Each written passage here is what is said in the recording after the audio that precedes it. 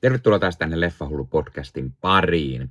Nyt arvostelussa on Tony Scottin ohjaama psykologinen toimintatrilleri Koston liekki. En ole nähnyt tätä leffaan vuosiin. Varmaan silloin joskus uutena 20 vuotta sitten. Mutta koska Netflixiin tuli juuri Man on Fire, eli Koston liekki-sarja, niin päätin katsoa tämän uudestaan ja sitten mahdollisesti sitä sarjaa heti sen jälkeen, josta sitten arvostelua olisi tarkoitus myös tehdä.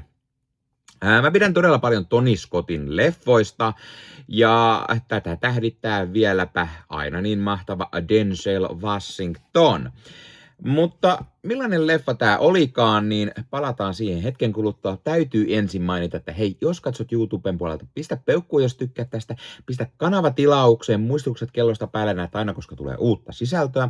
Kanavan tilaaminen on ilmaista, mutta se aina auttaa erittäin paljon kanavaa ja meikäläistä. Eli kiitos kaikille, jotka olette kanavan tilaajia. Jos haluat lisää auttaa kanavaa, niin Leffahullu YouTube-kanavan jäseneksi voi liittyä. Jäsenet muun muassa näkee videoita ennakkoon, saavat nimensä johonkin päin videoa sekä sitten aina jakson kuvauksiin. Ja voit näyttää, että olet kanavan jäsen, kanavan tukija. Ja oikein iso kiitos kaikille, jotka olette kanavan jäseniä ja tukijoita. Nyt arvostelun. Eli Man on Fire-elokuva. Ensinnäkin tästä leffan heti alussa näkee sen ihanan Tony Scott-tyylin. Ridley Scottin pikkuveli Tony oli todella tunnettu monesta thrilleristä ja toimintaleffasta, joissa oli mukana se pieni thrilleriaspekti. Ja tässä leffassa näkyy heti alussa sen Tony Scott-tyylin, sen jännityksen rakentamisen, todella nopeat ja jännittävät leikkaukset. Tony Scott hallitsee tällaisen salamaleikkaustyyllin todella hienosti. Elokuvan tarina on sellainen, että Etelä-Amerikassa kidnapataan ihminen noin joka 60 minuutti. Entinen CIA:n operatiivi John Greasy palkataan rikkaan meksikolaisen liikemiehen tyttären bodyguardiksi, mutta tämä puolikuntoinen juoppo ex-agentti tai operatiivi joutuukin keskelle kidnappaustapahtumaa, kun hänen suojelemansa nuori tyttö Pita kidnapataan.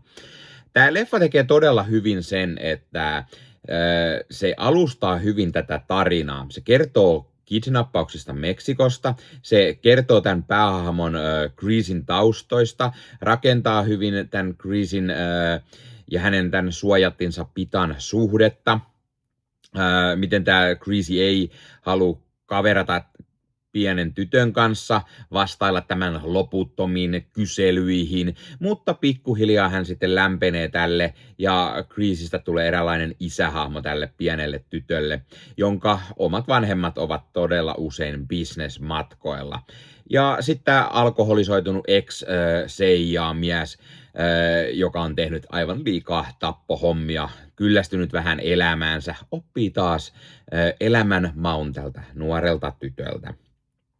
Pääosissa siis Denzel Washington, ja hän on todella hyvässä vedossa näytellessään John Greasyä ja tekee suorastaan loistavan roolin.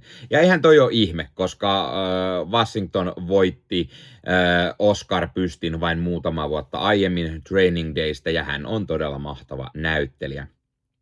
Dakota Fanning näyttelee tätä nuorta Pita-tyttöä, ja Fanning oli kyllä todella hyvä jo lapsinäyttelijänä, ja hän onnistui todella hyvin tässä roolissa, ja tässä hänen hahmonsa, tämä Pita, se on sellainen ihastuttava, pikkunen, vähän kaikki tietävä, määrätietoinen pikkutyttö, ja onnistuu tekemään todella hyvän roolin. Ja koodilla Leffahullu 15 saat nyt 15% alennusta Bad Record Storesta.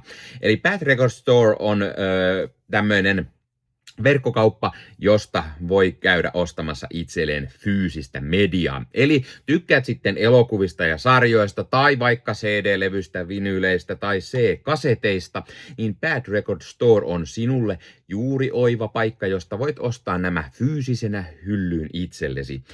Sivustolta löytyy esimerkiksi kaikille leffadikkareille mielenkiintoisia julkaisuja. Sieltä löytyy leffoja esimerkiksi, mitä ei enää välttämättä muualta löydä, koska ne painokset on aikaa sitten myyty loppuun. Sieltä löytyy mukavasti pohjoismaalaisia julkaisuja tai Suomi-julkaisuja, eli sellaisia, mitkä moni varmasti haluaa hyllyynsä ja tykkää keräillä. Ja sieltä löytyy oivaan hintaan kaiken näköistä mukavaa leffaa ja löytyy 4K:na, löytyy Blu-rayna, löytyy DVDnä, ihan mistä sitten formaatista itse tykkäät. Ja kuten sanottua, myös jos dikkaat esimerkiksi musiikista, vinyleistä, CD-levyistä, C-kaseteista, niin Bad Records Storesta sellaisia löytyy. Ja kun käytät koodia Leffahullu15, saat sen 15% alennusta. Ja kun vielä menet YouTuben puolelta, tuossa kuvauksissa alta näkyvän linkin kautta sinne Bad Records Storeen, niin sitten vielä meikäläinenkin hyötyy siitä jotain. Eli kannattaa ihmeessä käydä tuon linkin kautta, ja sitten kun käytät siellä sen koodin Leffahullu15, niin saat sen 15% alennusta. Eli mikä sen mukavampaa pikkualennus, kun käyt ostamassa itsellesi hyllyyn omaan leffakokoelmaan lisää täytettä. Eli kipin kapin katsomaan sinne, ja Bad Records Storesta on tulossa myös esittelyvideota, eli mitä kaikkea mukavaa sieltä sivustolta löytyy, joten pidä Leffahullu YouTube-kanavaa silmällä, niin lähiaikoina sinne varmasti sellainenkin ilmestyy. Nyt takaisin arvostelun pariin. Sitten me nähdään muun muassa Giancarlo Giannini, joka näyttelee tällaista liittovaltion poliisin johtajaa Miguel Manzanoa.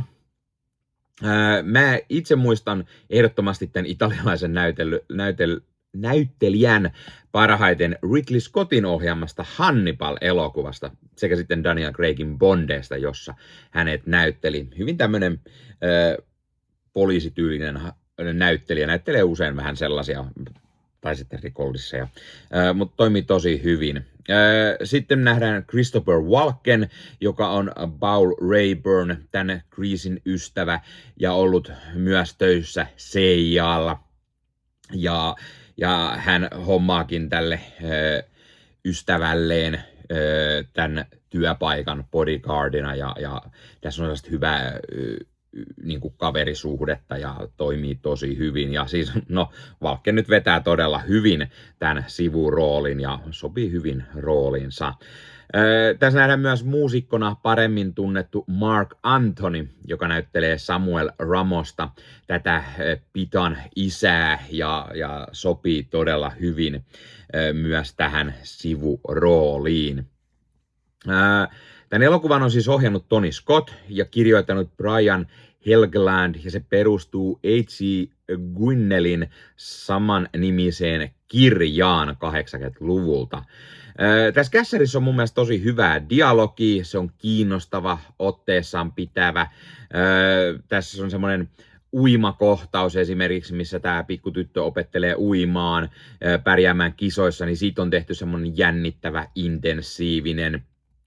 Ja tämä leffa on niinku, tää on puoleen väliin asti semmoinen todella rauhallinen, kunnes sitten lähtee se koston liekki sieltä leimahtamaan ja päästään kunnon actionin pariin, ja sitten leffa muuttuu enemmän toiminnalliseksi, eli kunnon tämmöinen action-thrilleri. Todella hyvä mielestäni. Täytyy myös mainita aina niin mahtavat mariachi-musiikit, mutta myös muutkin musiikit, jotka oli todella toimivat tässä. Ja vaikka tämä on 2000-luvun alussa tullut tämä leffa, niin tässä on vielä tosi isot sellaiset ysäri-trilleri-fiilikset, ja tämä oli todella, todella otteessaan pitävä.